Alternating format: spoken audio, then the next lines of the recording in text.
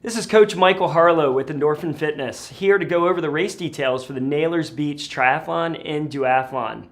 Naylors Beach is one of the only triathlons on the Richmond Multisport Series that is not located in Richmond and includes a duathlon, an Olympic distance triathlon, as well as a sprint distance triathlon. Let's talk about the schedule for race weekend. On Saturday, we'll have packet pickup available at the race site from 1 to 5 p.m. There will also be mechanic and race day gear support available on this day as well. On race morning, packet pickup will be available from 6 to 7:15 in the morning. At 6:30, transition will open and close at 7:45. We will have a short race meeting at 7:50 right before the duathlon and the Olympics start at 8. At 9 o'clock, the sprint race will start, and we expect awards to be around 12 p.m.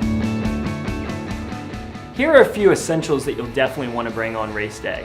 We encourage you to bring some food for before, during, and after the event, as well as you'll want to wear a uniform that you can wear during the swim, bike, and run portion without having to change. For the swim, you'll want your goggles and a cap if you choose to use one. On the bike, you'll want your helmet and your cycling shoes if you have cycling shoes. And then of course your bike, which you'll want to make sure is safe and well maintained before the event. For the run portion, you will want to have your running shoes, which we encourage you to have equipped with some sort of lace lock or elastic lace system so that you can put these on without tying. In addition, you'll want to have what's called a race belt, which your race number will affix to, and this just snaps around your waist as you run out of transition. I'm going to show you a few different ways to set up transition today. The first way is a fairly advanced way where you will get in and out of your cycling shoes while on the bike.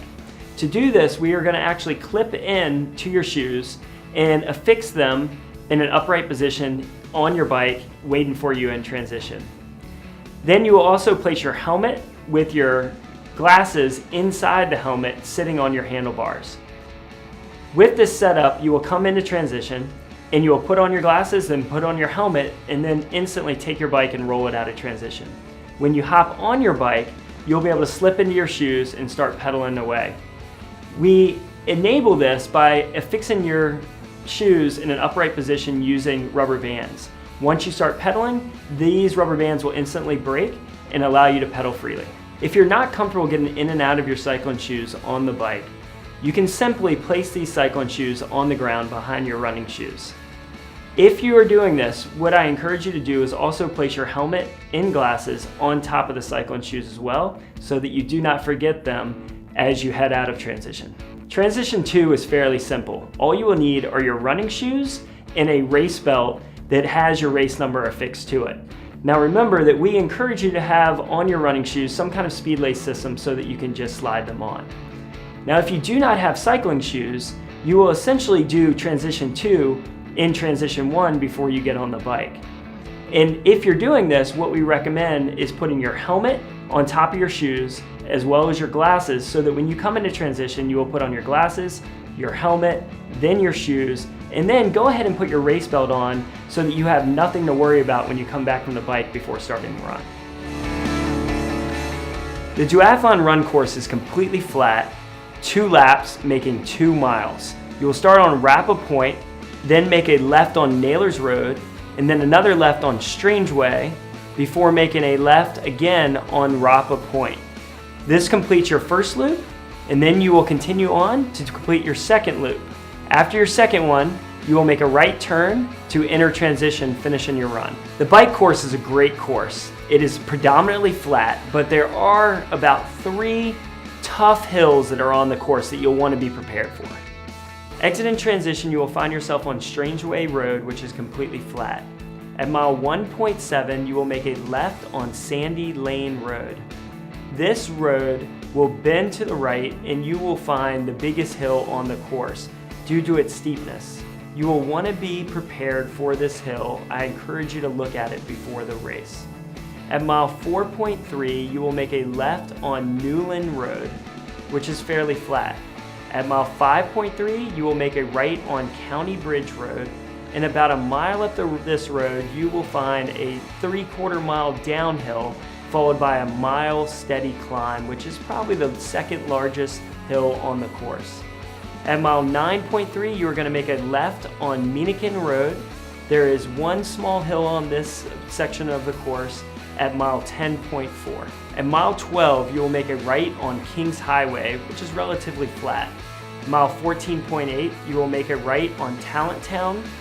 Here you will find the third biggest hill on the course, which has a significant downhill before it, so you can carry lots of speed into the hill and kind of punch over it pretty easily. At mile 18.4, you will make a right on Minikin, and then an immediate left on Chestnut Hill.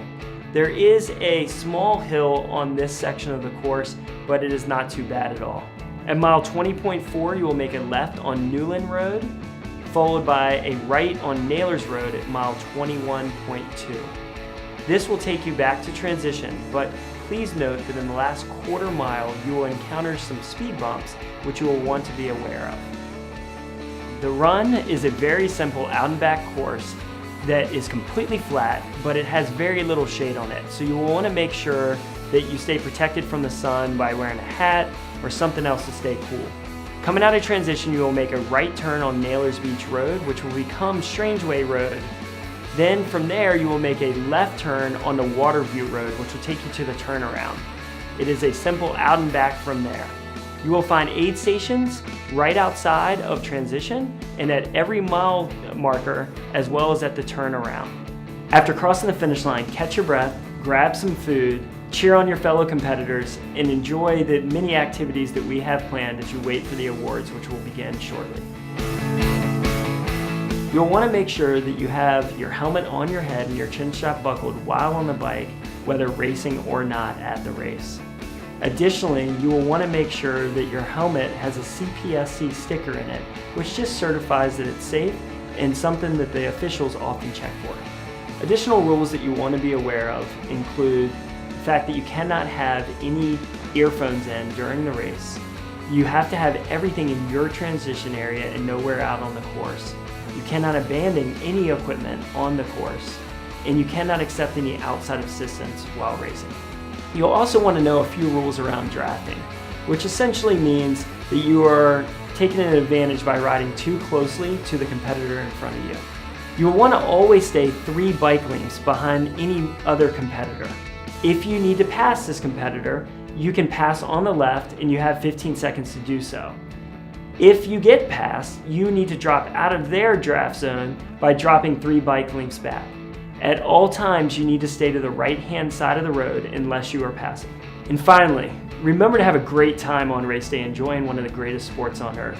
We thank you for participating and look forward to seeing you on race day.